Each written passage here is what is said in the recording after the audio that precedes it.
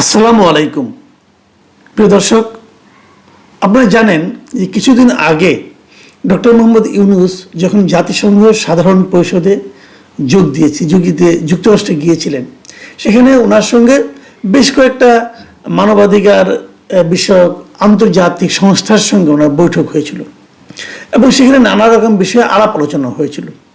সেই আলাপ আলোচনার প্রেক্ষিতে রিসেন্টলি আজকেই আমরা জানতে পারলাম যে 6টা সংস্থা ডক্টর ইউনূসকে একটা চিঠি লিখেছেন।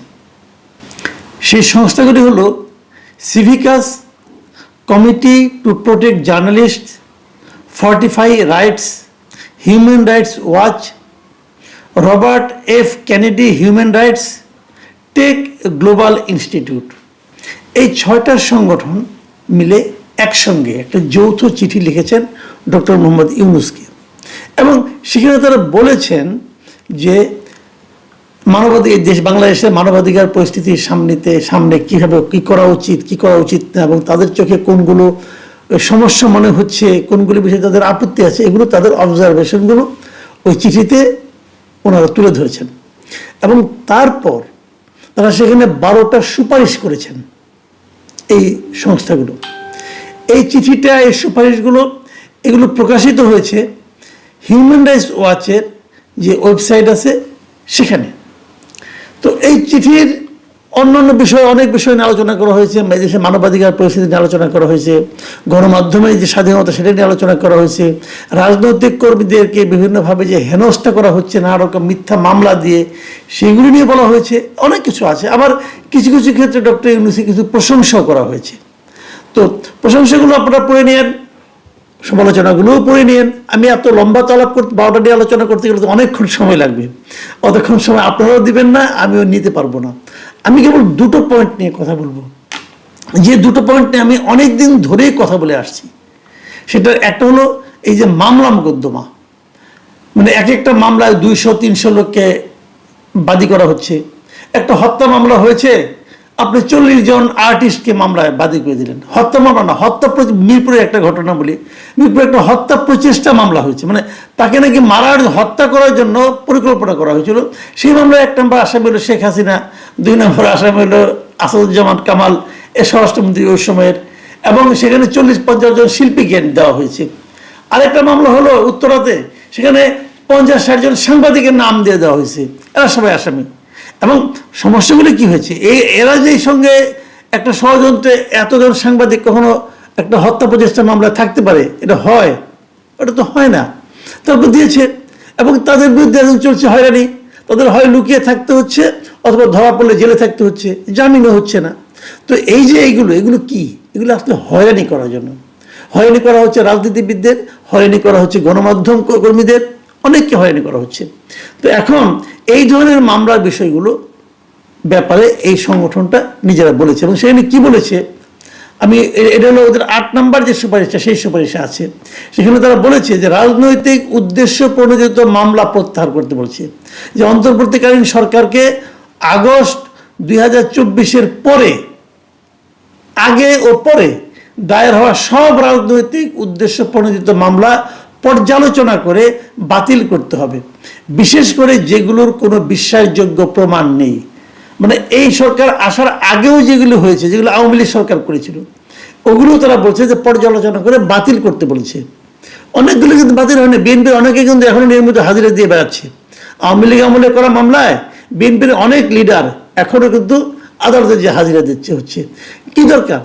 এগুলো একটু পর্যালোচনা করে বাতিল করে দেন, কেন মানুষকে ভোগাত দিতে পারছেন আপনারা? আর পরে যেগুলো হয়েছে এগুলো তো আপনারা সবাই জানেন, যে একটা মামলা হত্যা প্রচেষ্টা, অমুকের গুলি লাগছে অথবা অমুকের 6টা গুলি লাগছে, ওই মামলায় হয়তো 200 লোককে আসামি করছেন। আসামি হতে পারে, আপনি 5 জন 10 জনকে করেন, 200 লোক মিলে এটা কাজ করছে, এটা কি হয় নাকি? এটা কি বিশ্বাসযোগ্য? কেউ বিশ্বাস করবে না। এবং মাঝখানে আমরা দেখলাম, ওই জেডাই খান পান্না নামে একটা মামলা করা হয়েছিল। জেডাই খান পান্না বাদীকে জিজ্ঞাসা করা হয়েছে, আপনি কি জেডাই খান পান্নাকে চেনেন? উনি তাকে চেনেও না। তো আপনি তাহলে যাকে চেনেন না তার নাম কি করে দিলেন? আমাকে উকিলটা বলেছে, উকিলগুলি কারো বিএনপি এবং জামাতের উকিলরা নাকি তাকে প্ররোচিত করেছে এই নামগুলি বসানোর জন্য। তো বোঝাই যায় এই সমস্ত ক্ষেত্রে আমি বলেছিলাম যে যারা এই মামলাগুলি করতে পরিচিত করে সেই লোকগুলিকে আগে ধরা উচিত, ধরলেই এই ধরনের মামলা থেমে যেত। কিন্তু আমাদের খুব বিজ্ঞ আইন উপদেষ্টা উনি বলেছেন যে জনগণ যেহেতু মামলা করার অধিকার আছে, কিছু বলা যাবে না। তো মামলা করার অধিকার জনগণের আছে, আদালতের জামিন দেওয়ার অধিকার আছে।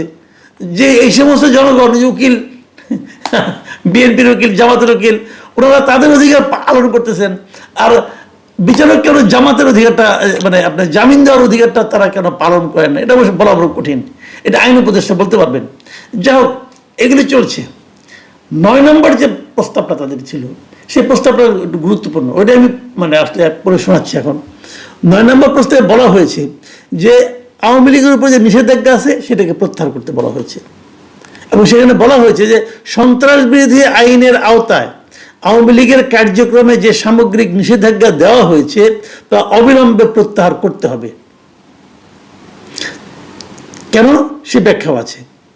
ব্যাখ্যা তারা বলেছে যে এটি গণতান্ত্রিক স্বাধীনতা ও বহুদলীয় রাজনীতির পথে বাধা সৃষ্টি করছে। এবং কথা বলতে যে তারা জাতিসংঘের যে একটা আপনার ওদের যে একটা গ্রুপ আসছিল, ফ্যাক্ট ফাইন্ডিং একটা প্রতিবেদন তারা দিয়েছিল, যে এই বছরের জানুয়ারিতে তারা এসেছিল, এসে ফেব্রুয়ারিতে প্রতিবেদন দিয়েছিল। সেই প্রতিবেদনের কথা তারা উল্লেখ করেছে। তারা বলেছে যে জাতিসংঘের ফেব্রুয়ারি 2025 সালের ফ্যাক্ট ফাইন্ডিং প্রতিবেদনে বলা হয়েছে গণতান্ত্রিক পুনঃপ্রতিষ্ঠার স্বার্থে রাজনৈতিক দল নিষিদ্ধ করা থেকে বিরত থাকতে হবে। অর্থাৎ যদি দেশে আপনি একটা গণতান্ত্রিক শাসনের প্রতিষ্ঠা করতে চান, পুনরুত্থান ঘটাতে চান, তাহলে আপনাকে রাজনৈতিক দলকে নিষিদ্ধ করে আর যাই হোক গণতন্ত্র প্রতিষ্ঠা করা যায় না। অনেকে মন খারাপ করতে পারেন যে না করতে হবে, ফ্যাসিবাদ অমুক তমুক, আপনি যা ইচ্ছা তাই বলেন, কোনো সমস্যা নেই, এটা আপনার অধিকার, আপনার গণতান্ত্রিক অধিকার। কিন্তু তার সমালোচনা করারও আমাদের গণতান্ত্রিক অধিকার। এই যে কাজটা করেছেন, কেন করেছেন? বলেছেন কি আওয়ামী লীগের বিচার হবে, করেন বিচার, বিচারে কোনো আপত্তি নাই, বিচার করেন। তো বিচারটা শুরু করেছেন, মামলা হয়েছে কোনো আওয়ামী লীগের বিরুদ্ধে? এখনো হয় নাই। কেন হয় নাই? আপনি মামলা করেন, মামলা করে যদি বিচার বিভাগের সিদ্ধান্ত হয় যে আওয়ামী লীগকে নিষিদ্ধ করতে হবে, করেন, আমার তো কোনো আপত্তি নাই। কিন্তু আপনি নির্বাহী আদেশে বিচার হবে কথা বলে আওয়ামী লীগের সমস্ত ধরনের রাজনৈতিক কার্যক্রম স্থগিত করে রেখেছেন, এটা আপনি অন্যায় করেছেন, এটা আপনি অন্যায় করেছেন, এটা ঠিক করে নেই। এই কথাটাই কিন্তু ওরা বলছে, এবং ওরা বলছে যে এই নিষেধাজ্ঞা যেটা দেওয়া হয়েছে সেটা অবিলম্বে প্রত্যাহার করতে হবে। প্রত্যাহার হবে এই দেশে? অবিলম্বে প্রত্যাহার করা সম্ভব? আওয়ামী লীগের নিষিদ্ধ করার পিছনে দাবিটা মূলত কাদের ছিল? হাসনাত আব্দুল্লাহ এবং তার মধ্যে কিছু কিছু লোকজন তার সঙ্গে মিলে তারা এই দাবিটা তুলেছিল। যারা দাবি তুলেছিল রাজনৈতিক বিচারে এই বাংলাদেশের জনগণের মধ্যে তাদের অবস্থান কোথায় এখন? কাজেই কে দাবি তুললো, কিভাবে দাবি তুললো, সেটা ইম্পর্টেন্ট না। ইম্পর্টেন্ট হলো আপনার লক্ষ্যটা কি। আপনার লক্ষ্য হলো দেশকে গণতান্ত্রিক ধারায় ফিরিয়ে আনা, এবং সেটা করার ক্ষেত্রে আপনি পলিটিক্যাল পার্টিকে নিষিদ্ধ করে গণতন্ত্র প্রতিষ্ঠা করা যায় না। এ কথা শুরুর থেকে আমি বলছি। বলাতে অনেকে আমাকে বলে আমি নাকি আওয়ামী লীগের দোষর হতে পারি। ভাই, আপনারা যখন বলছেন কেয়ার করা, আপনাদের মুখটা বন্ধ করতে পারবো না, কিন্তু প্রশ্নটা হলো আপনি আমাকে থামাই দেন, কোনো সমস্যা নাই, আওয়ামী লীগকে নিষিদ্ধ করে দেন, সেটা কোনো সমস্যা নাই, কিন্তু সারা বিশ্বকে আপনার এই কাজটাকে ডেমোক্রেটিক প্রসেস বলবে কিনা, আপনার এই কাজটাকে তারা কি গণতন্ত্র হিসেবে মানবে কিনা? আপনি একা একা বাস করতে পারবেন? আপনাকে দুনিয়া নিয়ে চলতে হবে না? যাই হোক, আমি আশা করবো তারপরও সবার শুভবুদ্ধির উদয় হোক, দেশ গণতন্ত্রের ধারায় ফিরে আসুক। প্রিয় দর্শক, এখন এ পর্যন্তই।